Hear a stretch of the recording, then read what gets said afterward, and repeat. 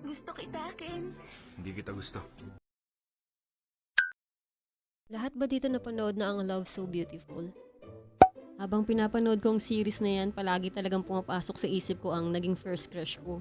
Paano kasi, alam din yung crush ko siya pero wala siyang pakialam. Itago na lang natin siya sa pangalang Patrick. Kinder noon nung maging mag-classmate kami ni Patrick. Doon nagsimula ang kalandian ko sa katawan.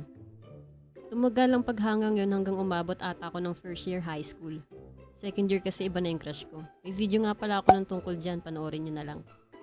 Sa pagkakaalam ko, hindi naman ako nag-confess sa kanya eh. Sadyang maingay lang yung mga kababato kong nakakaalam na may crush ako sa kanya. Uy, Sol, si Patrick oh, di ba crush mo siya? Sa tuwing nakikita ng mga kababato ko yung crush ko, automatic yan, aasarin nila ako. Nakikita ko minsan ang reaksyon niya kapag naririnig niyang inaasar nila ako sa kanya. May time na parang ngingiti siya, pero mas maraming time na naiinis siya. Wala nang lumipat kami ng tinitirhan, nawala na rin ako ng balita sa kanya o hindi ko na siya nakikita. Hindi pa naman kasi uso ang social media nun eh. Fast forward tayo. After ko makagraduate ng college, huli ko siyang nakita. Nasa isang job fair ako noon sa barangay kung saan siya nakatira. Siguro kagagaling lang niya sa palengke dahil naalala ko may bitbit siyang plastic bag nun eh. Nagtagpo ang tingin naming dalawa noon at nakita ko talaga sa reaksyon ng mga mata niya na nakilala niya ako.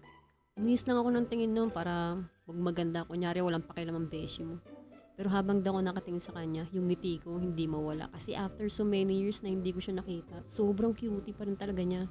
Kilig abot bones. Pero unlike sa naging love story ni Ken at ni Zoe, never naging kami at never na fall sa akin si Patrick. Never din naman kasi kami nakapag-usap talaga. Nakapag-usap lang ata kami noong kinder kami.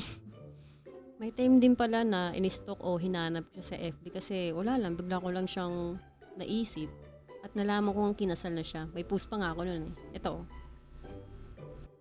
Yun lang, sana nagustuhan nyo ang aking unang story ngayong 2024. I-comment nyo lang kung may gusto ba kayong itopic natin para ma-shoutout na rin kayo. Mag-subscribe na rin kayo. Kayo mahiya para dumami tayo. Salamat, loves. Out.